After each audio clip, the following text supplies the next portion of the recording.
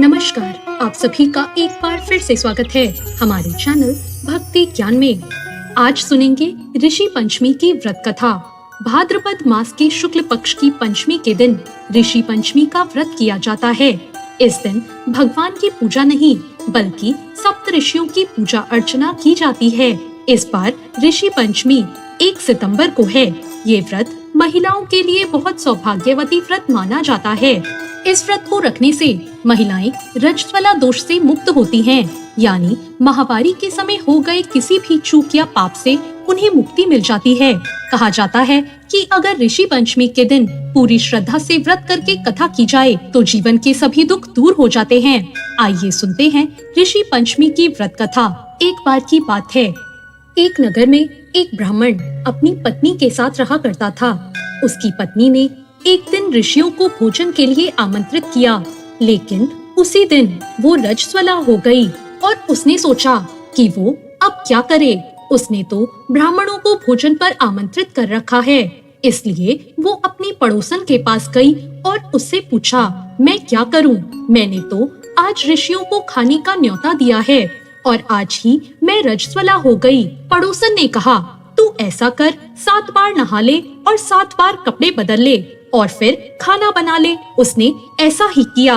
उसके बाद वो ऋषि ब्राह्मण के घर भोजन करने आए और भोजन करते वक्त उन्होंने अपनी दिव्य दृष्टि से देखा तो उन्हें भोजन में कीड़े चलते हुए दिखाई दिए और वो सभी अपनी दिव्य दृष्टि से इसका कारण समझ गए और उन्होंने नाराज होकर ब्राह्मण और उसकी पत्नी को श्राप दे दिया। उनके श्राप के कारण अगले जन्म में ब्राह्मण ने तो एक बैल और उसकी पत्नी ने कुतिया के रूप में जन्म लिया और अगले जन्म में दोनों अपने बेटे के यहाँ रहने लगे।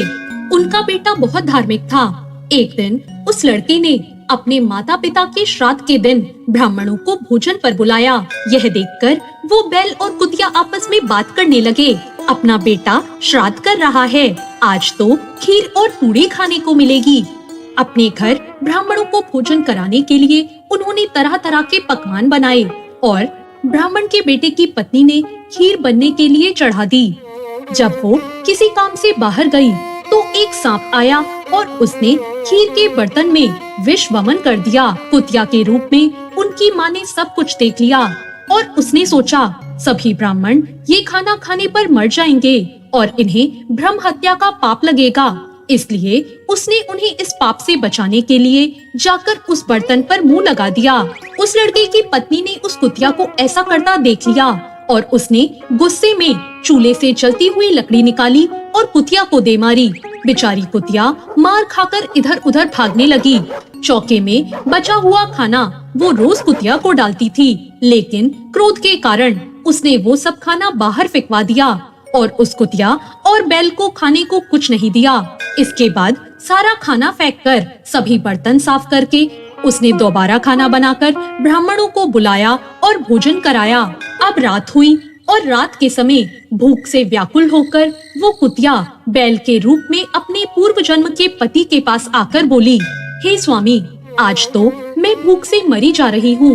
वैसे तो मेरा पुत्र रोज मुझे खाने को कुछ न कुछ दे देता था, लेकिन आज मुझे कुछ नहीं मिल सका। मैंने तो सांप के विष वाली खीर के बर्तन को इसलिए छुआ कि उनको ब्रह्म हत्या का पाप ना लगे। इस कारण से उसकी बहू ने मुझे बहुत मारा और खाने को भी कुछ नहीं दिया।